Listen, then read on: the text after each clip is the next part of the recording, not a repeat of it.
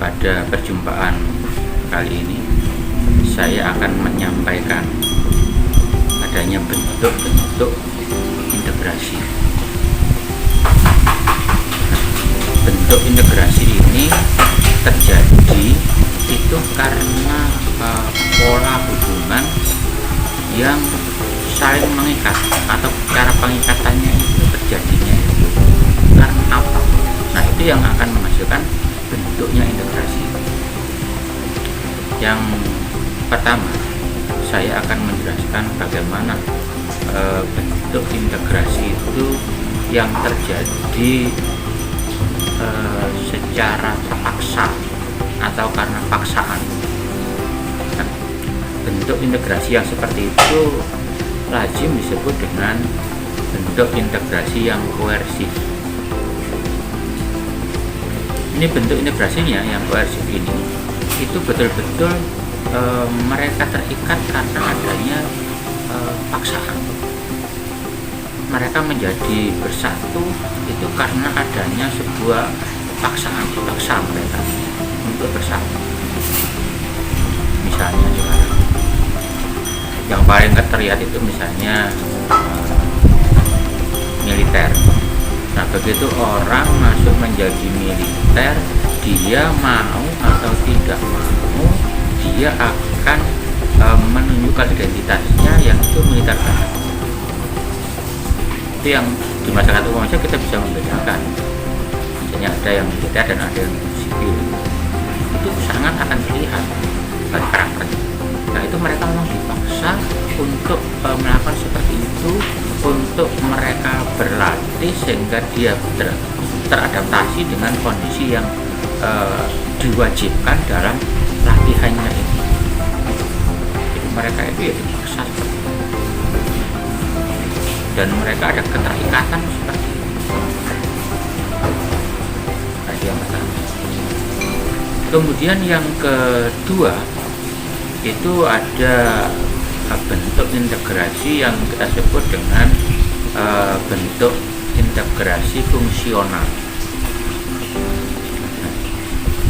Bentuk integrasi yang fungsional ini terjadi karena adanya kerjasama dari masing-masing fungsi kelembagaan atau fungsi institusi. Biasanya orang menyebutkan dengan kerjasama lintas sektoral. Misalnya di masyarakat itu yang namanya ada institusi kecamatan, misalnya ada institusi kepolisian, ada institusi militer yang diwakili oleh Koramil. Nah, kerjasama antara ketiga pihak ini yang biasanya di masing-masing daerah itu ada istilah, ada muspika, ada musbida. Itu adalah istilah yang menunjukkan adanya integrasi fungsional. Mereka fungsinya sendiri-sendiri. Contoh musbida itu ada Pak Camat, ada Polsek, ada dan Ramil, itu kalau kita yang disebut dengan muspika. Dan mereka tidak akan overlapping. Mereka punya kegiatan yang berbeda-beda, tetapi kegiatan itu saling menunjang. Nah, itu disebut dengan integrasi fungsional. Kemudian yang ketiga adalah integrasi instrumental.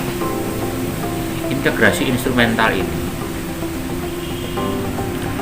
adalah semacam kesepahaman atau kesamaan antar individu dengan lingkungan. Jadi adanya kesadaran untuk bersama-sama dalam melakukan kegiatan, baik itu individu maupun dalam sebuah masyarakat. Jadi mereka ada instrumen-instrumen yang mempersatukan mereka. Misalnya sekarang ini di masyarakat sering kita dengar ada istilah malam Jumat itu yasinan. Instrumennya ini adalah kesamaan untuk beribadah, untuk melakukan sesuatu yang oleh masyarakat itu dianggap baik.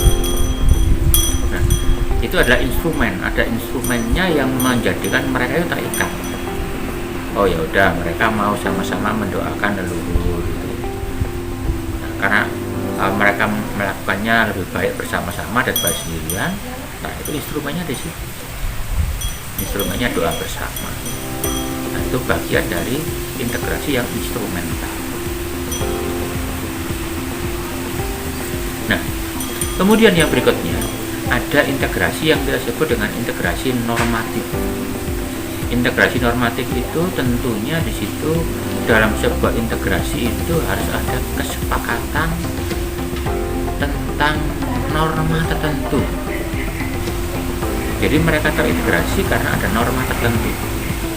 Normanya. Misal di sebuah wilayah itu ada wilayah RT, ada wilayah RW. Di wilayah RT ini ada sebuah norma tertentu yang dibangun oleh warga secara bersama-sama. Nah, maka di situ mereka terikat atau terintegrasi secara normatif di situ. Kemudian yang berikutnya ada integrasi yang disebut dengan integrasi pluralis. Berarti dari kata plural atau artinya apa ya?